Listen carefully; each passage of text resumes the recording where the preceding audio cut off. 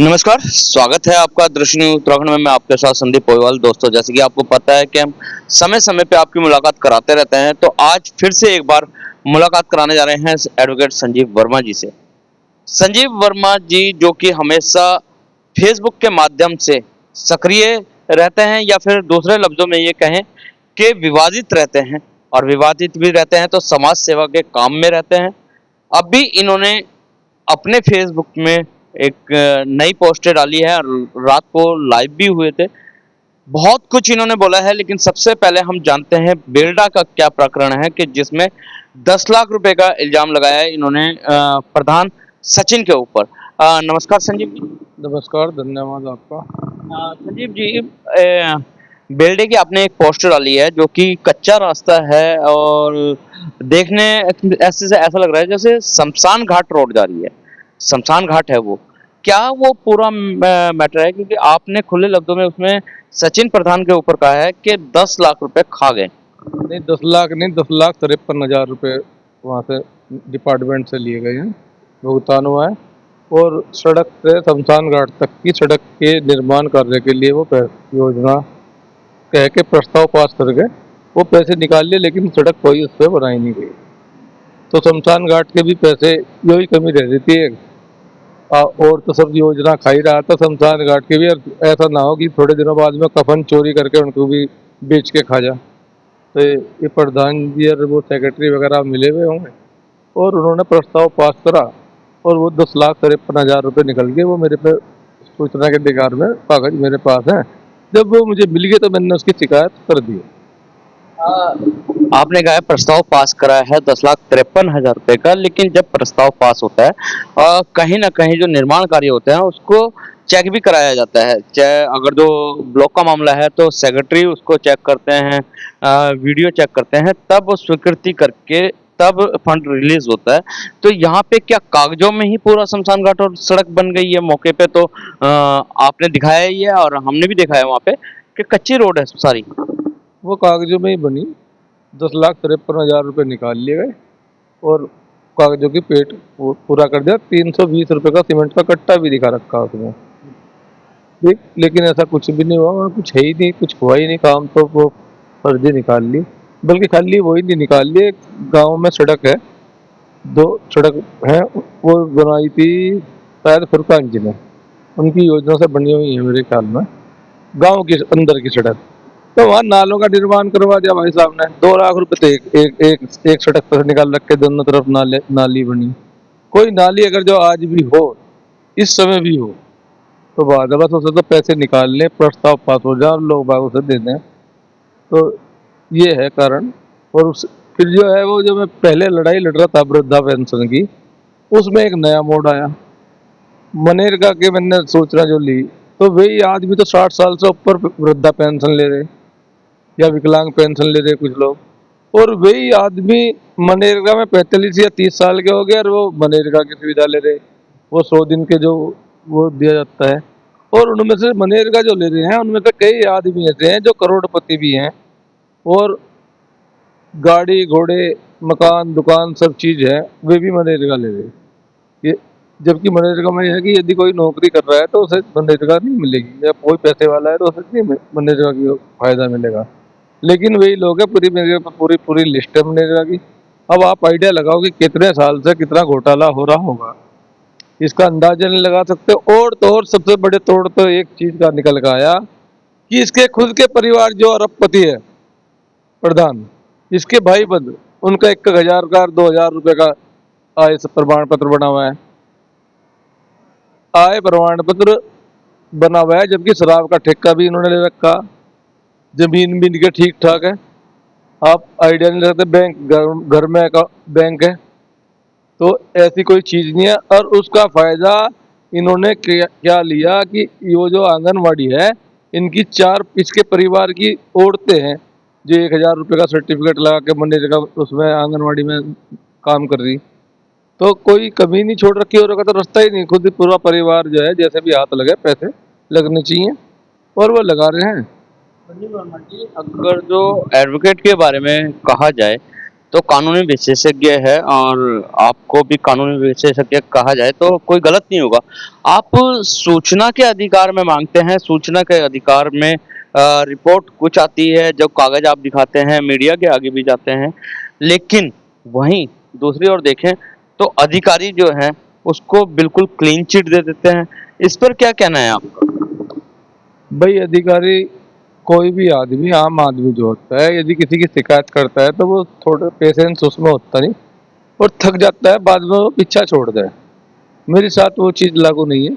मैं 3 साल से इस लड़ाई को लड़ रहा हूँ और मैंने अभी तक पीछा नहीं छोड़ा। लेकिन आदमी परेशान हो जाता है, कोई अपना काम नहीं छोड़ता और खर्चा भी होता ही है। वो जो उसके खिलाफ कार्रवाई नहीं होती, उसका कारण ये है कि एक तो अधिकारी जुड़े हुए हैं, एक इसके ऊपर सिर पे हाथ है। कई अधिकारियों कहते हैं शाम को लुक लुक के मिलना जावे।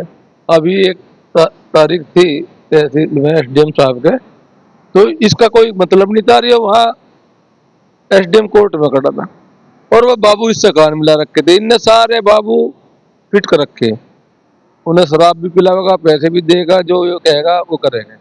और वे बाबू ही अधिकारियों को गलत एडवाइस देते हैं। मेरे जैसे को तो यूँ कहते हैं क्योंकि जी वो ये तो फर्जी शिकायत करो यार। अब एक अधिकारी की नॉलेज के सामने जब एक बाबू यूँ कहेगा तो उसके माइंड में क्या बैठेगा मेरे प्रति कि ये तो आके भी यार शिकायत ही करता रहता, दिखे पागल है। तो वो उस चीज को बढ़ा रहे हैं। अब उसका काम वहां तक तो था ठीक, लेकिन उसने तो हमारी कोर्ट में भी छापा मार लिया। 1 साल तक 2 फाइल गायब करवा दी हमारे कोर्ट में। मैंने जब सब चीज पूछ लिया, सबसे पूछ लिया, फिर लिख के हाई कोर्ट में डाला। जब जाने के बाद में अब सरकारी वकील को तलब कर रखा हाई कोर्ट ने, नहीं तो वहां भी भ्रष्टाचारी ने शुरुआत करवा दी। यानी कि इस आदमी ने शासन प्रशासन को तो पकड़ ही रखा था, एक न्यायपालिका बच रही थी, वहां भी इसकी एंट्री है।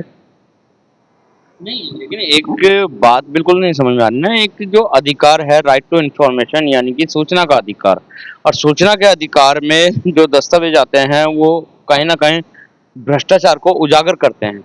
लेकिन वहीं पे सूचना के अधिकार के जो फाइल आती हैं उनको भी दरकिनारे करके, उनको भी झूठा साबित करके जो अधिकारी साइन कर देते हैं कि इसमें हमने जाँच की, कोई तथ्य ऐसे नहीं पाए गए जो शिकायतकर्ता ने किए हुए हैं। यानी कि सूचना का अधिकार फिर गलत है। नहीं, सूचना के अधिकार में अगर जो आप कोई चीज मांगोगे वो आएगा, फिर उन्हें उसको चेक करके फिर आप शिकायत करोगे संबंधित अधिकारी को, वो संबंधित अधिकारी किसी को जांच देगा। अब वो जो जांच होती है वहां जाके एक तो वो लेट होती है, एक उसे इस तरीके से घुमा दिया जाओ, शिकायतकर्ता को इतना परेशान कर दिया जाए कि वो खुद ही पीछा छोड़ दे और थके, या फिर उस पर दबाव बना दिया जाए या उसे पैसे का लालच दिया जाए।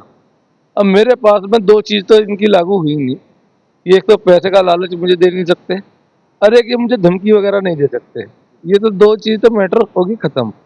लेकिन अधिकारी क्योंकि खुद फंस रहे हैं, अपने साथ वाले अधिकारी को बचाते हैं, तो वो इसकी बात को डिले करके और उसे गोल मोल करके और उसमें खत्म कर देते हैं। यहाँ तक कि हाई कोर्ट में हमारे श्रीमान जी एसडीएम महोदय जो प्रेजेंट में हैं, उन्होंने हाई कोर्ट में भी लिख के दे दिया ना कुछ नहीं है, कुछ नहीं है तो पता लग जाएगा भाई, मैंने तो जमा कर रखे सारे कागज।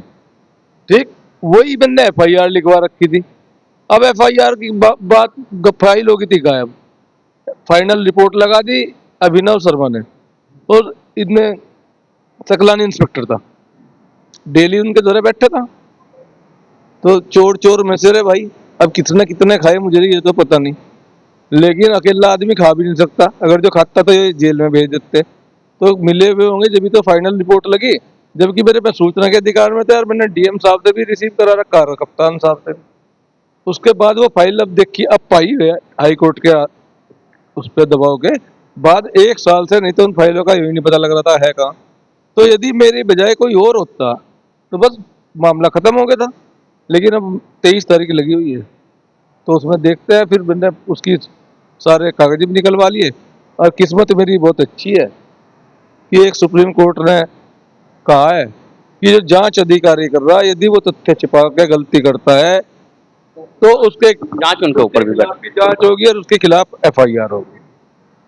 तो भाई मुझे तो मौका मिला और जितना इन्होंने मुझे बर्बाद करने के लिए हो, चाहे वो कप्तान साहब हो, चाहे सीओ साहब हो, चाहे आपका इंस्पेक्टर साहब हो, या कोई भी जांच अधिकारी हो, जितना भी इन्होंने करा, मैंने कोई भी काम अधूरा नहीं कर रखा। रजिस्ट्री वगैरह जितनी भी रिसीविंग सारी चीज कर रखी और पूरी गहराई में जाके कर रखी। तो मैं तो एफआईआर लिखवाऊंगा भी। अब किसी का प्रमोशन रुको या किसी के साथ क्या हो, मुझे उससे कोई मतलब नहीं, ना किसी की सुनने का ना मानने का। क्योंकि जिस आदमी ने उनकी क्या माननी, एक आपसदारी हो गए, चलो एक गलती होगी माफ कर दिया, बात खत्म है। लेकिन जो इंटेंशनली होगी कि इस आदमी को बर्बाद करना, इसे रहने ही नहीं देना, इसका अस्तित्व ही खत्म कर देना, जिसने मेरे बारे में ऐसा सोचा उसे मैं छोड़ने का नहीं, किसी कीमत पे नहीं छोड़ने का। लेकिन करूंगा सारा कानून के दायरे में, और एफआईआर भी लिखवाऊंगा जितनी मेरी ये 23 तारीख को आप हाई कोर्ट। जी हाँ, 23 तारीख को मैं हाई कोर्ट जा रहा, बल्कि उस दिन मैं हेयरिंग सुन लूंगा। अभी आपने कहा कि जिसने भी मुझे परेशान किया मैं उसको छोड़ने का नहीं। अगर जो बात करी जाए तो आपकी व्यक्तिगत लड़ाई तो है नहीं, जनता की लड़ाई है। आप व्यक्तिगत दुश्मनी ले रहे हैं, क्या आपको डर नहीं लगता है? क्योंकि रात भी हम आपकी लाइव देख रहे थे, आपने स्पष्ट तौर से कहा है कि ये मेरी 3 साल की ये लड़ाई चल रही है, 3 साल से। अगर जो ये लड़ाई मैं जीत जाता हूँ और जीत जाऊंगा तो इसके बाद लड़ाई शुरू होगी नगर निगम की। तो नगर निगम से भी आप पंगा लेने जा रहे हैं? नहीं, एक्चुअली में जिला पंचायत का जो चुनाव हुआ था, जब 5 मिनट को लाइट भगा के अब फर्जी तरीके से सपना को जितवाया था, वहाँ जो मैंने एफआईआर करवाई थी और प्रधान के खिलाफ की, इसने अपने कागज तथ्य छिपा के प्रधान का चुनाव लड़ा। ये दोनों एफआईआर सिविल लाइन कोतवाली में हुई थी और उनको पहले तो डिले करा गया। 23 की है, 2023 की, 23 भी गया, 24 भी गया और 25 भी लगभग जाने वाला है। और पिछले 1 साल से तो वे फाइल ही गायब थे। फाइनल रिपोर्ट अभिनव शर्मा जी लगा गए थे और अब तो उन्हें भी जाओ 7-8 महीने हो गए। तो वो तो बात होगी अलग। लेकिन अभी तक मैं जो मैं करना चाह रहा था, यदि मैं गलत हूँ तो मुझे जेल में जाना चाहिए और पुलिस को कार्रवाई मेरे खिलाफ करनी चाहिए। इन लोगों ने मेरे खिलाफ, मेरे इन चीजों से हटाने के लिए, जिससे कि मैं कोई शिकायत ना करूं, कोई खिलाफ ना करूं, या अधिकारियों ने इसकी चमचागिरी या इसकी कठपुतली बन के मेरे खिलाफ ही उल्टे मुकदमे लिख के मुझे जेल में भेजने की कोशिश करी। पढ़ना भी नहीं आता, पता नहीं किसने अधिकारी बना दिया। अरे भाई, कोई एफआईआर लिख रहे, किसी कागज के ऊपर एफआईआर लिख रहे मेरे खिलाफ, उसे पढ़ तो लो। या हम नकल से ही पास हुए, पता नहीं कैसे अधिकारी बन गए भाई। अब हो सकता है भाई, मैं तो जानता नहीं, मुझे तो ये पता है कि 23 तारीख लगी हुई है और जो पिछली डेट गई थी उसमें जज साहब ने कहा था कि हम बुला रहे हैं, जो मेरे खिलाफ लिखी हुई है उसकी बात है। वो कप्तान साहब ने एफआईआर कराई थी, शायद उन्हें मेरे से व्यक्तिगत दुश्मनी है और मैं चुनाव से बाद में उनसे मिलने भी नहीं गया, ना मुझे जाने की जरूरत। पहले आपस में हुई थी, एक सब्बू बदमाश था मुखबर, आज मुजफ्फरनगर जेल में पड़ा, पहले उसके चक्कर में विवाद हुआ था। उसने कई आदमियों से आज भी पैसे ले रखे, लोगों की गाड़ियां बेच रखी। ऐसा कोई अपराध नहीं है जो उन्होंने ना कर रखा हो। मैंने उसके खिलाफ 2-3 एफआईआर भी करा रखी। उनका अभी तक कुछ नहीं पता उसमें फाइनल रिपोर्ट लगी या चार्जशीट आ रही। लेकिन वो कप्तान साहब का सबसे खास आदमी था, सारी व्यवस्था कप्तान साहब की वही करता था। और एक दिन मैंने प्रेस वार्ता करी थी उस समय, तो एलआईयू भी बैठी थी मेरे यहाँ। लेकिन उसके बाद में इन्होंने मैनेज कैसे किया पत्रकारों को मुझे नहीं पता, लेकिन फिर भी 1-2 पत्रकार ने वो न्यूज चलाई। और बाद में स्वामी दर्शन भारती जी मेरे पास आए, एक 2 इंस्पेक्टर जो मेरे क्लोज थे, 2-3, उन्होंने मेरे से कहा, जैसे दोस्ती में आपस में एक प्रभाव होता है, और मुझे फिर बुलाया भी गया घर पे। घर पे तो मैं गया नहीं, मैंने सोचा चलो जो गलती हो जाती है चलो छोड़ दो। वो मेरी जिंदगी की सबसे बड़ी गलती है कि मुझे वहाँ किसी की बात नहीं माननी चाहिए थी। और वो बात मानने के बाद में मुझे कोई दलाली तो करनी नहीं थी कप्तान साहब की या किसी इंस्पेक्टर की। जो काम सही है मैं उसके लिए लड़ूंगा, चाहे वो कोई भी हो।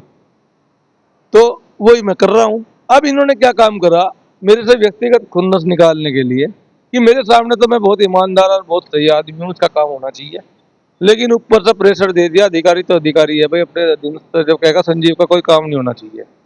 उसी में ही एक कड़ी है आम केडी का मर्डर। एक आदमी ने एक आदमी के मार दिया और वो गिर गया। अब उसका लड़का पास में खड़ा, उनने उसे मार दिया, वो मर गया। तो केस तो दोनों तरफ से होगा। या एक तरफ से हो जाएगा? अरे भाई शुरुआत तो मरने वाले ने करी है, तो रिपोर्ट होनी चाहिए थी, नहीं चाहिए थी? और चल के भी वे आए दूसरे के घर पे, मारा, वो मरा नहीं, ये बात ठीक है, लेकिन मारने में कोई कमी भी नहीं, वो मर सकता था। आप वीडियो है उनकी वायरल, लेकिन भाई पैसे खाने में लगे हुए हैं। एक बंदे लड़ भिड़ के 156 3 में डलवाई, तो शांति कुमार जी इंस्पेक्टर थे वहाँ मंगलोर में, और रफत अली जी SSI हैं, जो मेरे ख्याल में इस उत्तराखंड में उनके जितना तो कोई होशियार IPS भी नहीं होगा जितना रफत अली है। 5वीं या 6ठी बार है मंगलोर में, एक बिना पैसे के वो किसी से बात भी नहीं करने का। मैं खुलेआम आरोप लगा रहा, मैंने खुद पीछे हटके उन आम गेडी वालों से ही 1-2 लाख रुपए उसे दुआए भी। मैंने कहा यार काम ना रोके, क्योंकि 156 3 बार ऐसे हो गया, जब तक 1 लाख रुपए या 2 लाख रुपए नहीं देने के, जब तक FIR नहीं कर, चिकनी काटने के। उल्टा उससे कह दे तो वकील साहब ने गलत FIR लिखवा दिया, तो बेकार कर दिया, तेरा काम खराब कर दिया, उन्हें हटा बदल किसी दूसरे वकील को। मेरी पार्टी तोड़ दी, कोई बात नहीं भाई, तोड़ दी तो मैंने जो पैसे ले रखे थे 80,000 रुपए उनके जमा कर दिए, 20 हो रहे मेरे पे, वो भी दे दूंगा भाई, कमाऊंगा दूंगा। अब मैं इनकी तरह आराम के तो पैसे ले नहीं रहा, लेकिन जो मैं कह रहा, आप पता कर लो, मंगलोर थाने की स्थिति शांति कुमार चला गया, जबकि मुझे शांति कुमार जी से यह आशा नहीं थी कि ये भी ऐसा करेंगे, क्योंकि उनके साथ एक ऐसा हादसा हुआ था, वैसे भी वे टीचर्स है, पुलिस में आए थे, तो मैं सोच रहा था कि नैतिकता भी होगी, संस्कार भी होंगे, लेकिन इस कदर हाल खराब होगा मुझे पता नहीं। अब शायद मेरे ख्याल में मंगलोर से ट्रांसफर हो गया, ज्वालापुर चले गए, तो इसलिए जो है अब चल रही है। तो भाई अब हाई कोर्ट में 23 तारीख को ऑर्डर तो हुआ नहीं मुझे बुलाने का, लेकिन मैं क्योंकि खुद 1.5 साल से सफर कर रहा हूँ, जितनी इन्होंने बेइज्जती करवानी थी मेरी करवा ली है साइको आदमी से, तो मैं अब मतलब वो डॉक्टर से जो FIR करी, वो साइको ही तो है। मैं उसे संभाल लगा, एक इज्जत दी मैंने उसे चलना सिखाया, तो उसकी बात कर रहा हूँ मैं, और आईओ को तलब कर रखा है। किस्मत मेरी इतनी अच्छी है कि जहाँ से विवाद शुरू हुआ, आईओ वही है जो एक बहुत बड़े वाला था, और उससे विवाद स्टार्ट हुआ था, दीप कुमार जी। इत्तेफाक से वही आज की डेट में आईओ है, और हम यहाँ तो कोई सुनने वाला है नहीं, और डिस्ट्रिक्ट कोर्ट में भी इन्होंने हाथ मार दिया कि यहाँ भी फाइल गायब करवाने लगे। तो आईओ साहब वहाँ मिलेंगे, वहाँ जवाब दे देंगे, मैं भी एक वकील खड़ा कर दूंगा भाई, और अपनी बात को, दिल की बात सामने रख दूंगा। उसके बाद में अंजाम क्या होगा मुझे नहीं पता, वो जज साहब का निर्णय है, उसका मैं सम्मान करूंगा, लेकिन जो भी होगा अच्छा होगा। मैं ये भी कहूंगा कि दो दो नहीं 10 फाइल, मेरी 4-5 फाइल गायब है डिस्ट्रिक्ट कोर्ट में, लेकिन लोग बाग तो हाई कोर्ट में भी फाइल दबवा रखी, जिससे कि जिसने शिकायत करी या रिपोर्ट लिखवाई, वो चक्कर काटता काटता थक गया, ऐसा ना हो कोई आत्महत्या भी कर ले। तो जैसे कि हमने पहले भी कहा था कि कानून विशेषज्ञ हैं, वकील हैं आप, और वकीलों के साथ ऐसा हो रहा है कोर्ट में, तो फिर आम जनमानस के साथ क्या होता होगा? भाई ये गांधी जी जो है, ये पैसे जो है 2 अक्टूबर आ रही है, मैं तो आपके पूजा करूँगा इन नोटों की, और कोशिश करूँगा, क्योंकि 23 तारीख में वहाँ है, तो 24 या 25 में मैं आऊँगा। उसके बाद में मैं अपने कुछ चाहने वालों से बात करूँगा, एक पद यात्रा गांधी जी के नाम की निकाल लूँगा, सही के लिए लड़ो, और जो भी भ्रष्टाचार के खिलाफ लड़ाई करो। तो इसके साथ बने रहे, दृष्टि न्यूज में मिलवाते रहेंगे इसी तरीके के खास शख्सों के साथ। जब तक के लिए दीजिए इजाजत। जय हिंद, जय भारत, जय उत्तराखंड।